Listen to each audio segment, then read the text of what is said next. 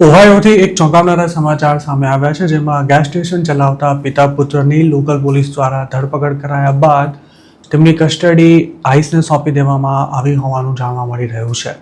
Drugs trafficking ઉપરાંત કોર્ટમાં હાજર ન થવાના આરોપમાં આ પિતા પુત્રની જૂન 18ના રોજ ધરપકડ કરવામાં આવી હતી.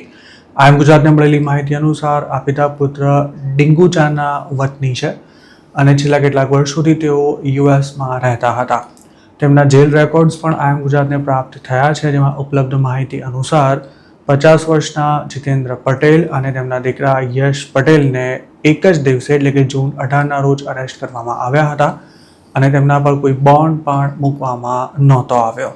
જીતેન્દ્ર પટેલ પર ડ્રગ્સ ટ્રાફિકિંગ જ્યારે તેમના દીકરા પર પોઝેશન ઓફ ડ્રગ્સ ઉપરાંત ફ્યુઝિટિવ ફ્રોમ જસ્ટિસનો ચાર્જ લગાવવામાં આવ્યો છે. જેલ રેકોર્ડ્સ અનુસાર આ પિતા પુત્રને જૂન 21ના રોજ રિલીઝ કરી દેવામાં આવ્યા હતા. જોકે સૂત્રોનું માનીએ તો હાલ આ બંને આઈસની કસ્ટડીમાં છે. જીતેન્દ્ર પટેલ ઇમિગ્રેશન ઓથોરિટીની કસ્ટડીમાં હોવાના રેકોર્ડ્સ પણ આઈએમ ગુજરાતને પ્રાપ્ત થયા છે, પણ યશ પટેલ આઈસની જેલમાં જ છે કે કેમ તેની કોઈ પુષ્ટિ નથી થઈ શકી. જોકે બંનેની રિલીઝ ડેટ અને ટાઈમ એક સરખા હોવાથી લોકલ જેલમાંથી તેમને બારોબાર આઈસને સોંપી દેવાયા હોય તેવી પૂરી શક્યતા છે.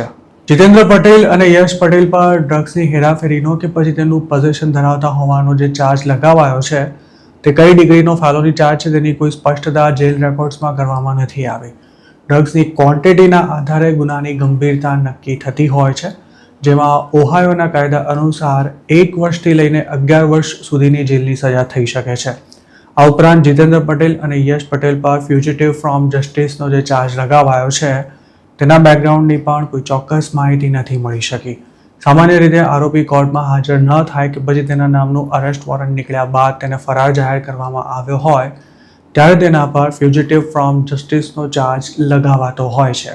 ઓહાયો રિપબ્લિકન સ્ટેટ હોવાથી કોઈપણ નાના મોટા ક્રાઇમમાં પકડાતા ઇલીગલ ઇમિગ્રન્ટ્સની માહિતી તુરંત જ આઈસ સુધી પહોંચી જાય છે અને આરોપી બોન્ડ ભરીને જેલમાંથી બહાર આવે તે સાથે જ તેની ઇમિગ્રેશન ઓથોરિટી દ્વારા ધરપકડ કરી લેવામાં આવે છે.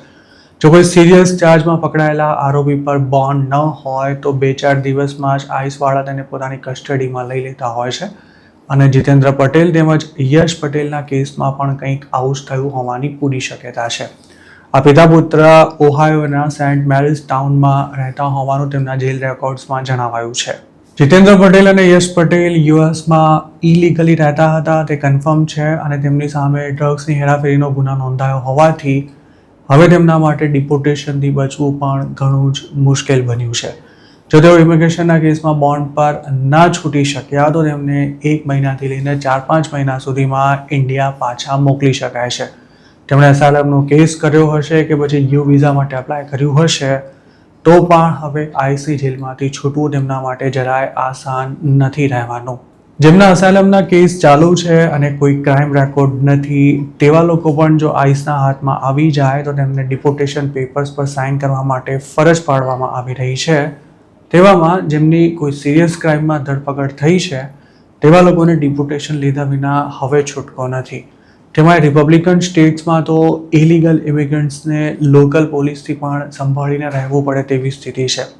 2026માં જ ફ્લોરિડામાંથી એક ગુજરાતી લૂઝ સિગરેટ વેચતા પકડાયા બાદ લોકલ પોલીસે તેને આઈસને સોંપી દીધો હતો અને તેને લાંબો સમય જેલમાં કાઢ્યા બાદ ઇન્ડિયા પાછા આવી જવાની ફરજ પડી હતી. યુએસમાં પોતાનો બિઝનેસ ધરાવતા જે ઇલીગલ ઇમિગ્રન્ટ્સ કાયદાનો ભંગ કરીને ગેમિંગ મશીન્સ ચલાવે છે કે પછી લીગલી જેની પરમિશન નથી તેવા નશીલા પદાર્થોનું વેચાણ કરે છે તેમના પર હવે તવાઈ બોલાવાઈ રહી છે. પોલીસની કાર્યવાહીમાં પકડાયેલા આવા ઘણા લોકોને છેલ્લા 1.5 વર્ષમાં ડિપોર્ટ કરવામાં આવ્યા છે, જેમાં ઓનર્સની સાથે સાથે તેમને ત્યાં કામ કરતા હોય તેવા લોકોનો પણ સમાવેશ થાય છે. 2025 પહેલાં જે લોકો સામે આ પ્રકારના કેસ ચાલતા હતા તેમને પણ હવે પકડવામાં આવી રહ્યા છે અને હાલની સરકાર તેમને ક્રિમિનલ ગણાવી ડિપોર્ટ કરી રહી છે. અમેરિકામાં નાના ટાઉન્સ કે પછી રૂરલ એરિયાઝમાં સ્ટોર ચલાવતા લોકોની કમાણી ઘણી જ સામાન્ય કહી શકાય તેવી હોય છે.